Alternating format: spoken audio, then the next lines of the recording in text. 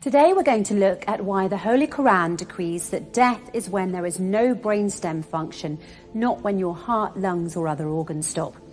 To start, let's take a look at something that has been the stuff of nightmares and horror films for decades.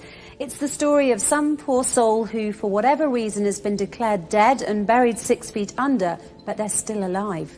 Now, if you think this story can only happen in a horror movie, you'd be dead wrong, pun intended. One look at recent stories right from the news proves it. A woman who gave birth 3 months after she was pronounced dead. Another who was still alive when she was put into a body bag in the morgue and subsequently froze to death. Why do these horrific cases exist? Because of this alarming fact, there are no universal guidelines for doctors when it comes to declaring a person dead. Yes, you heard that correctly. Even among doctors, the definition of death isn't fully agreed upon. You're dead when a doctor says you're dead. A person can be pronounced dead if their heart stops, but they can also be revived in many cases. People can also be kept alive with machines, even though their brainstem has 0% functionality. In 2013, a study showed that in cases where CPR is used, it should be administered for at least 38 minutes. Because a person can still be revived for that amount of time with no lasting brain injury in many cases.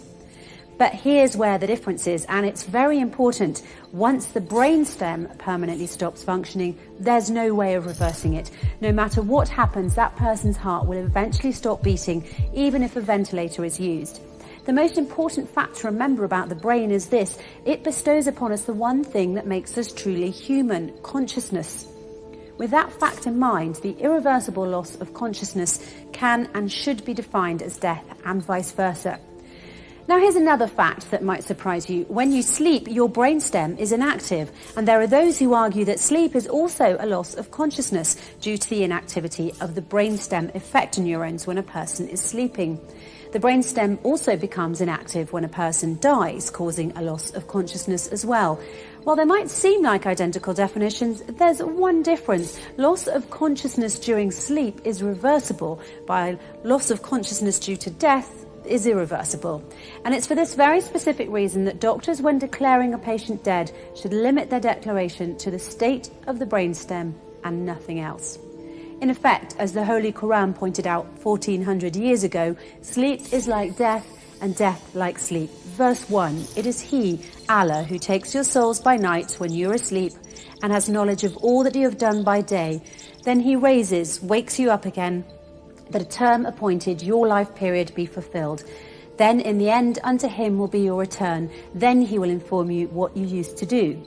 Verse 2, Allah, God, takes the souls at the time of their death and that which has not died in its sleep. He withholds that against which He has decreed death, but loses the other till a stated term. Surely in that are signs for a people who think deeply. Think about that for a moment. 1400 years ago, the Holy Koran already had a specific, unquestionable definition for death, namely when the brainstem no longer functions. It has nothing to do with heart function, whether the person can breathe, or any other bodily functions or organs. What this means is that around the world, millions of people have been declared dead when in fact they were not.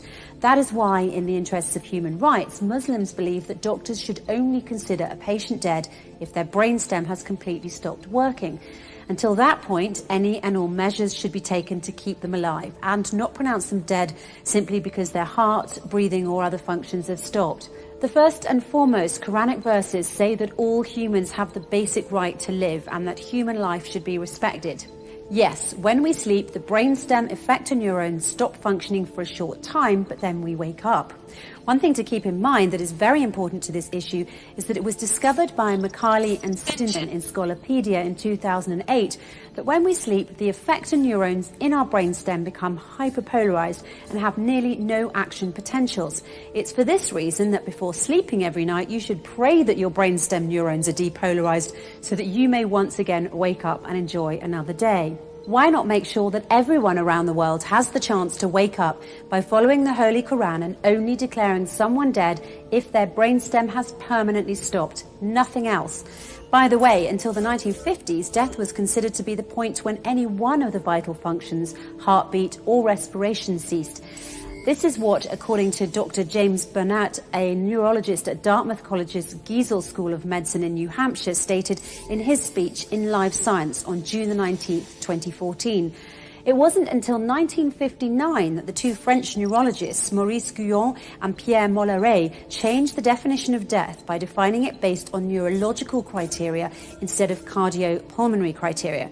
They really saved us from being buried alive by stating a specific, unquestionable definition for death. The irreversible loss of consciousness can and should be defined as death. But this took place in only 1959.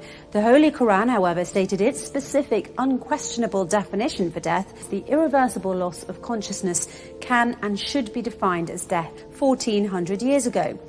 In order to truly respect human life, we need to agree on a universal definition of death.